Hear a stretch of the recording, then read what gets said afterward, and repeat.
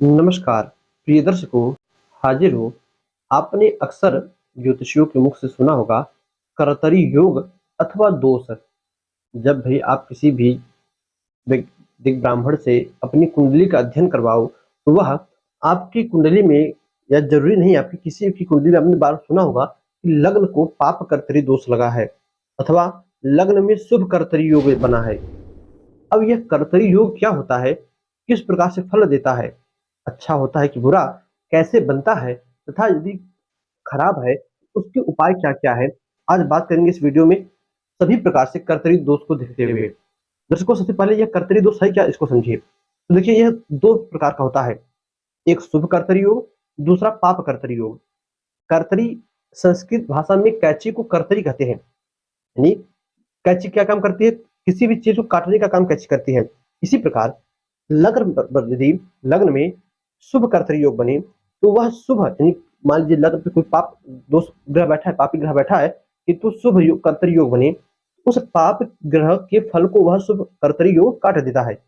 इसी प्रकार यदि लग्न में शुभ ग्रह बैठा हो और पाप कर्तरी योग बन जाए तो उस शुभ ग्रह के फल को काट देता है, और लग्न में कोई ग्रह ना बैठा हो तो लग्न के फलों को काटने का काम पाप कर्तरी योग अथवा शुभ कर्तरी योग करता है। दर्शकों, अब शुभ कर्तरी योग कैसे बनता है पहले से समझिए। मान लीजिए लग्न पे शुभ कर्तरी योग बना है तो लग्न से दूसरे घर में और 12वें घर में शुभ ग्रह बैठे होंगे, तब शुभ कर्तरी योग बनता है। और लग्न से दूसरे घर में 12वें घर में पापक ग्रह बैठे रहे तो पाप कर्तरी योग अथवा पाप कर्तरी दोष बनता है। दर्शकों, उदाहरण से आपको समझावें तो मान लीजिए ये हो गया हमारा लग्न 1 नंबर, ठीक। अब यहाँ पर कोई दूसरे भाव में पापक ग्रह बैठ जाए तथा 12वें भाव में पापक ग्रह बैठ जाए तो ये लग्न को पाप कर्तरी दोष लगा। इसी प्रकार दूसरे भाव में शुभ ग्रह बैठ जाए तथा 12वें भाव में भी शुभ ग्रह बैठ जाए तो ये लग्न को शुभ कर्तरी योग लगा। किंतु एक बात का ध्यान रखिएगा कि कुंडली के दूसरे भाव में शुभ ग्रह हो, 12वें में पापक ग्रह हो, ये कोई योग नहीं बनेगा। अथवा 12वें में शुभ ग्रह हो और दूसरे में पापक ग्रह हो, तब भी यह कोई योग नहीं बनेगा। जब भी हो दूसरे और 12वें पापक ग्रह हो अथवा शुभ ग्रह हो तभी यह योग बनता है। अब एक प्रकार से यह देखा जाए, दूसरे भाव में पापक ग्रह शुभ ग्रह भी बैठे हो तथा 12वें भाव में पापक ग्रह बैठे हो, तब तब यह पाप कर्तरी दोष बनेगा।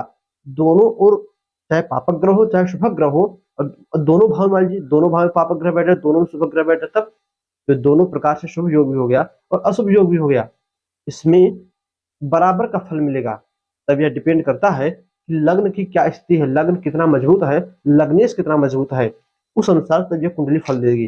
दर्शकों, अब तक तो आप ये समझ गए कि यह योग बनता कैसे है और किन किन प्रकार का होता है। तो दर्शकों, अब बात कर ले इसके उपाय की। तो देखिए, सबसे पहले यह जिस भाव में बन रहा है, यानी अब ये नहीं दूसरे भाव में पापा है, 12वें में पापक ग्रह तो दूसरे 12वें पे इफेक्ट डालेगा ना, ये इफेक्ट हमेशा लग्न पर डालेगा। चौथे में छठे में हो जाए इफेक्ट हमेशा 5वें पड़ेगा, यानी जो भाव बीच में पड़ा हो उसी पर इसका ज्यादातर इफेक्ट पड़ता है। छठे में 8वें में पापक ग्रह बैठ जाए तो 7वें पर इफेक्ट पड़ेगा। 10वें में और 12वें में पापक ग्रह बैठ जाए तो इफेक्ट इसका एकादश भाव में पड़ेगा। अब पाप कर्तरी शुभ कर्तरी कैसे बना ये समझ चुके होंगे। शुभ कर्तरी तो ठीक है, अच्छा योग है, कोई बात नहीं, हमेशा आगे ही बढ़ेगा। किंतु पाप कर्तरी दोष है तो देखिए किन ग्रहों से वह योग बना है, उन ग्रहों के मंत्रों का जप कीजिए, उन ग्रहों की शांति हो, उन ग्रहों से संबंधित चीजों का दान दीजिए। अथवा इस योग के लिए जो सबसे अच्छा उपाय बताया गया है वह है, यदि आप ब्राह्मण क्षत्रिय वैश्य के अंतर्गत आते हो, आपको गायत्री मंत्र जपने का अधिकार है तो गायत्री मंत्र का जप करो।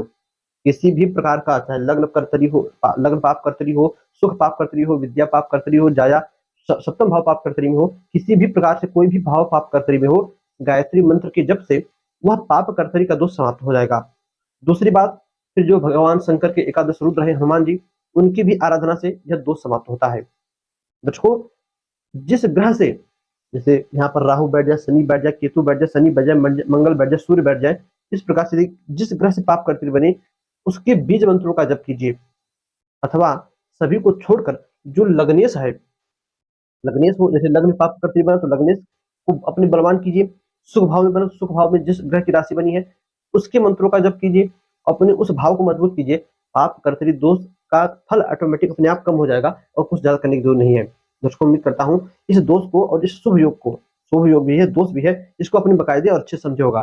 दोस्तों, बस आज के लिए इतना ही। कुछ नहीं समझ में आया होगा तो कमेंट करिएगा, और आया होगा तो आगे क्या करना है, लाइक सब्सक्राइब जानते हुए आप। बस आज के लिए इतना ही। चैनल पर नए हैं तो सब्सक्राइब करके जाइएगा। इजाजत दीजिए, पुनः आपसे मुलाकात होगी किसी नई वीडियो में नए टॉपिक के साथ। तब तक के लिए नमस्कार।